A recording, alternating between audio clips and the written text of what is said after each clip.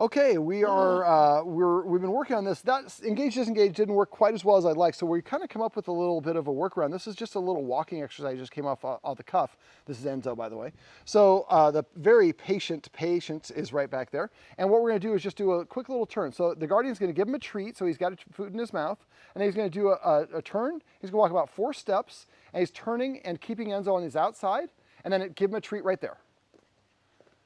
So we're going to walk him towards Patience, and then as soon as we're going to get the turn happening before he gets a chance to react. He's walking towards her, then he gets to walk to the side, and as soon as he turns, we're giving him a treat. So leaving or walking away from Patience means I get a treat. If he barks, he doesn't get a treat when he turns around. We're not going to punish or correct him, he just doesn't get a treat. This time let's do it without giving the treat first. Go ahead and do about 4 steps, and treat. And let's go ahead and repeat that again. Go ahead. Come on. Make a kissing sound. Say, let's go. Come on. I like how he's being force-free. There we go. And then he gets a treat. Nice.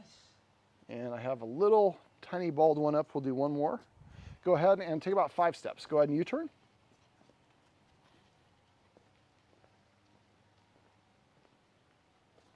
There you go, and then treat. Nice. And try to, right there, you pop the leash a little bit, I think accidentally. Try not to pop the leash at all. I know it's hard, sometimes we're doing multiple things at once. So this is a nice exercise. So Patience is there being very patient. I've made that joke too many times now. But basically, so he gets to walk towards her a little bit, and then he turns, as soon as he turns away, you give him a treat. Now you got to be mindful of the distance. Right now you were probably about 25 feet away from Patience. So you want to keep on doing this, but we often get greedy. We'll keep on doing this until the dog barks. The idea is we want to do this so he doesn't bark the entire time. So I'd rather have like 5 passes without any barks, and maybe and you're going to keep the same distance for all the passes. And then maybe the last one, you maybe go 1 step closer, and if he doesn't bark, good, and take note of the distance. And then next time you would practice maybe at 1 step closer. So gradually our loop is going to get a little bit closer, a little bit further towards Paige, a little bit further to Patience, until eventually you're like going right there by the edge and turning him away. And we don't want to pull him directly against. That's why I had you taking that arc. If we pull against him, we're going to activate his opposition reflex. It's going to basically make him bark and react more. So we're just using a momentum to kind of get him to take a curve. And then when he walks away from her, as soon as he's done, yes, I like it when you look at Patience and don't bark. That gets you a treat, buddy. And so this would be a nice little exercise that you might want to do when she first gets here. She gets here for the day, she parks and gets everything set up, and she goes over there, and you want to kind of find different spots. You don't want to always do it in the same spot. Dogs need to generalize.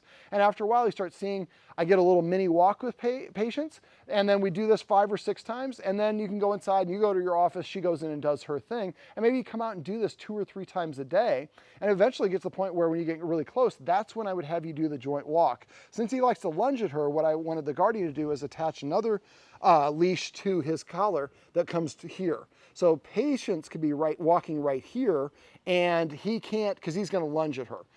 Now, we'd prefer not to have him doing that. If he's lunging, then probably we want to try that walk. If he's freaking out the whole time, it's not going to be productive. But he might bark for a couple of steps, and when I was walking with Patience, after a while he still was trying to get to her, but he wasn't freaking out. What we want to do is just basically build more and more positive associations with little Enzo and Patience, so that Patience is actually an indicator of something good's going to happen. So this, I think, might be a little bit more effective than the first video that we shot, the engage disengage, but we could eventually do that one as well. So she appears, he looks at her, he gets a treat, and he turns away to get the treat, just like I talked about in the video, and then he turns and looks back and she's gone. Then you give her a signal and then she comes right back.